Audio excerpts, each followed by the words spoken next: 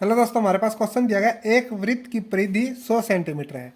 इस वृत्त के अंतःवर्ग की प्रत्येक भुजा का माप क्या होगा। यानी कि हमारे पास क्या दिया गया है, एक वृत्त दिया गया है दोस्तों।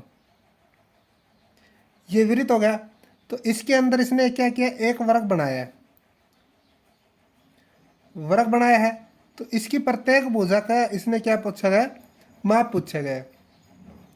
तो हम क्या कर लेते हैं, इसका एक विकर्ण खींच लेते हैं।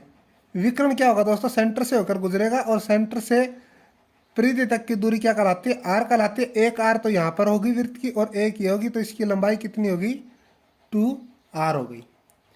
इतनी बात समझ में आई। तो अब क्या कह रहा है, वृत्त की परिधि 100 सेंटीमीटर है।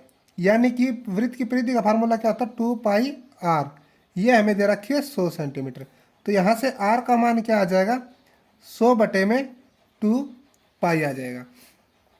तो एक पाइथागोरस प्रमेय है दोस्तों, ये डायगोनल दिया गया हमें 2r। ठीक है, तो 2r डायगोनल दिया गया है। तो पहले हम ये निकाल लेते हैं डायगोनल, यानी कि विकर्ण। डायगोनल का मान क्या है, 2r। तो यहाँ पर r की जगह पर हम क्या करेंगे, ये मान टेकेंगे।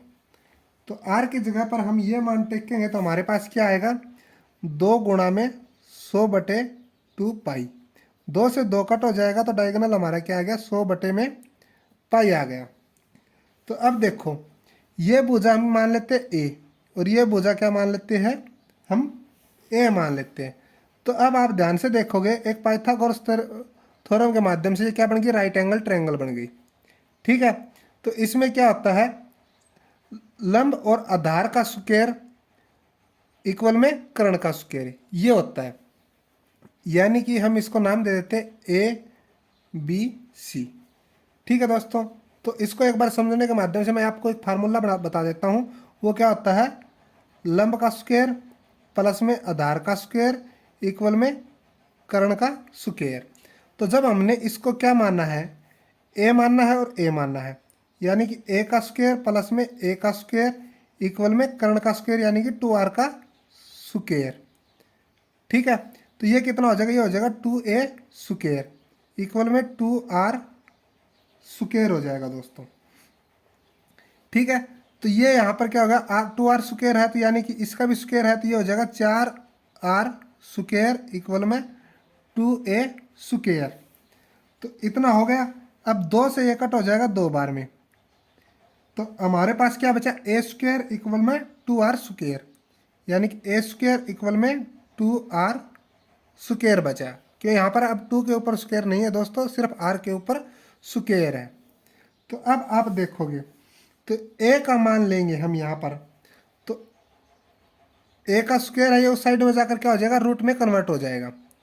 तो रूट में कन्वर्ट होगा तो क्या होगा, 2 के ऊपर भी रूट आएगा और r स्क्वायर के ऊपर भी क्या आएगा, रूट आएगा। स्क्वायर से रूट कैंसिल हो जाएगा, तो a का मान क्या आ गया हमारे पास, √2r। तो r का मान हमारे पास क्या आया, r के मान आया हमारे पास दोस्तों 50/11। तो यानी कि इसको हम करेंगे, तो यहाँ पर हम r मान लिखेंगे दोस्तों।